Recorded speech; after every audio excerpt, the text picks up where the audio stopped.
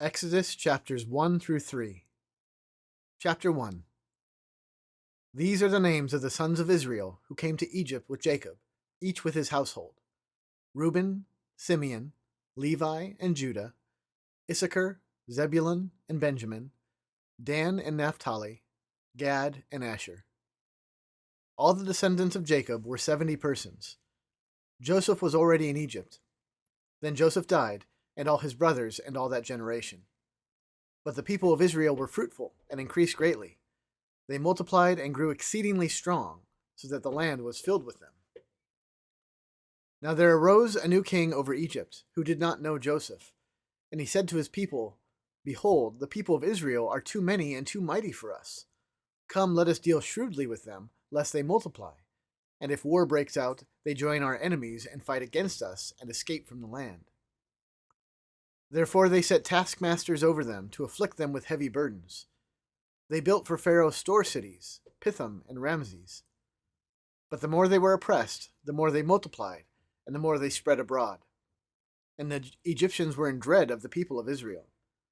So they ruthlessly made the people of Israel work as slaves, and made their lives bitter with hard service, in mortar and brick, and in all kinds of work in the field.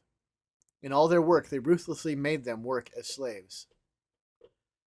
Then the king of Egypt said to the Hebrew midwives, one of whom was named Shiphrah, and the other Puah, "When you serve as midwife to the Hebrew women, and see them on the birth stool, if it is a son, you shall kill him, but if it is a daughter, she shall live." But the midwives feared God and did not do as the king of Egypt commanded them, but let the male children live. So the king of Egypt called the midwives and said to them, "Why have you done this, and let the male children live?" The midwives said to Pharaoh, "Because the Hebrew women are not like the Egyptian women, for they are vigorous and give birth before the midwife comes to them." So God dealt well with the midwives, and the people multiplied and grew very strong. And because the midwives feared God, he gave them families. Then Pharaoh commanded all his people, "Every son that is born to the Hebrews you shall cast into the Nile, but you shall let every daughter live." Chapter 2. Now a man from the house of Levi went and took his wife, a Levite woman. The woman conceived and bore a son, and when she saw that he was a fine child, she hid him 3 months. When she could hide him no longer, she took for him a basket made of bulrushes, and daubed it with bitumen and pitch. She put the child in it and placed it among the reeds by the river bank, and his sister stood at a distance to know what would be done to him. Now the daughter of Pharaoh came down to bathe at the river, while her young women walked beside the river. She saw the basket among the reeds, and sent her servant woman, and she took it. When she opened it, she saw the child, and behold, the baby was crying. She took pity on him and said, "This is one of the Hebrews' children." Then his sister said to Pharaoh's daughter, "Shall I go and call you a nurse from the Hebrew women to nurse the child for you?" And Pharaoh's daughter said to her, "Go." So the girl went and called the child's mother. And Pharaoh's daughter said to her, "Take this child away and nurse him for me, and I will give you your wages." So the woman took the child and nursed him. When the child grew older, she brought him to Pharaoh's daughter, and he became her son. She named him Moses, because she said, "I drew him out of the water." One day, when Moses had grown up, he went out to his people and looked on their burdens, and he saw an Egyptian beating a Hebrew, one of his people. He looked this way and that, and seeing no one, he struck down the Egyptian and hid him in the sand. When he went out the next day, behold, 2 Hebrews were struggling together. And he said to the man in the wrong, "Why do you strike your companion?" He answered, "Who made you a prince and judge over us?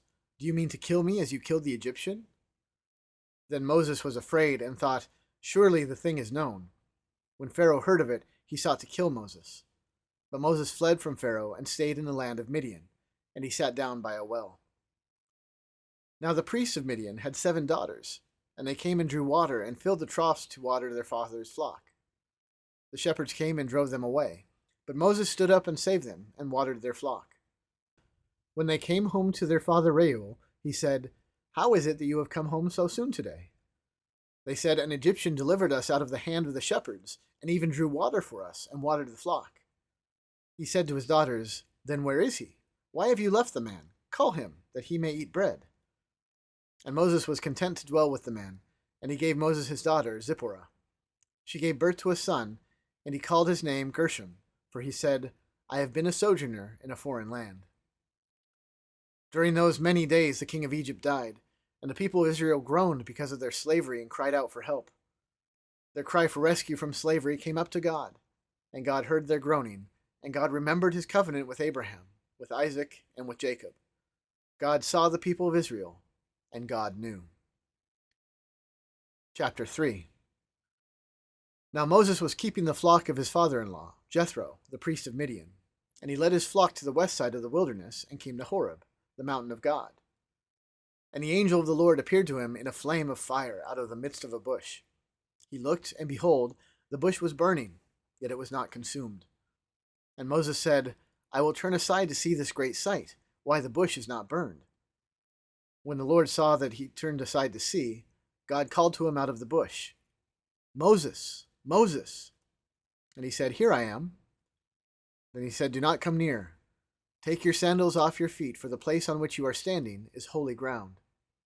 And he said, I am the God of your father, the God of Abraham, the God of Isaac, and the God of Jacob.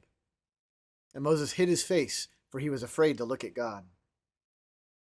Then the Lord said, I have surely seen the affliction of my people who are in Egypt, and have heard their cry because of their taskmasters.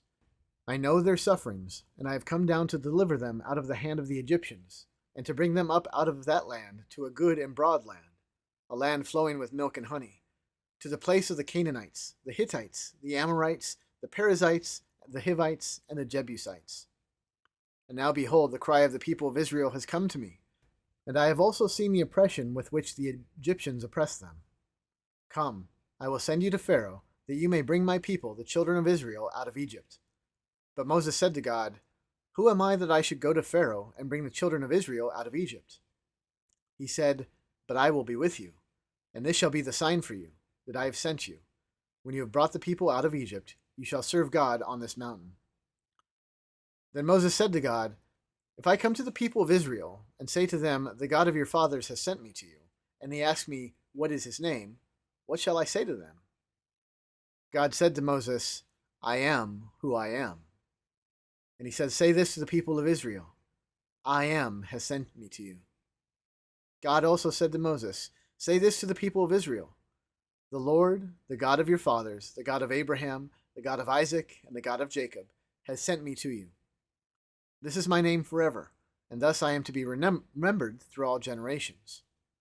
Go and gather the elders of Israel together, and say to them, The Lord, the God of your fathers, the God of Abraham, of Isaac, and of Jacob, has appeared to me, saying, I have observed you and what has been done to you in Egypt, and I promise that I will bring you up out of the affliction of Egypt to the land of the Canaanites, the Hittites, the Amorites, the Perizzites, the Hivites, and the Jebusites, a land flowing with milk and honey. And they will listen to your voice, and you and the elders of Israel shall go to the king of Egypt and say to him, The Lord, the God of the Hebrews, has met with us, and now please let us go a 3 days' journey into the wilderness, that we may sacrifice to the Lord our God. But I know that the king of Egypt will not let you go unless compelled by a mighty hand. So I will stretch out my hand and strike Egypt with all the wonders that I will do in it. After that, he will let you go. And I will give this people favor in the sight of the Egyptians. And when you go, you shall not go empty. But each woman shall ask of her neighbor, and any woman who lives in her house, for silver and gold jewelry, and for clothing. You shall put them on your sons and on your daughters. So you shall plunder the Egyptians.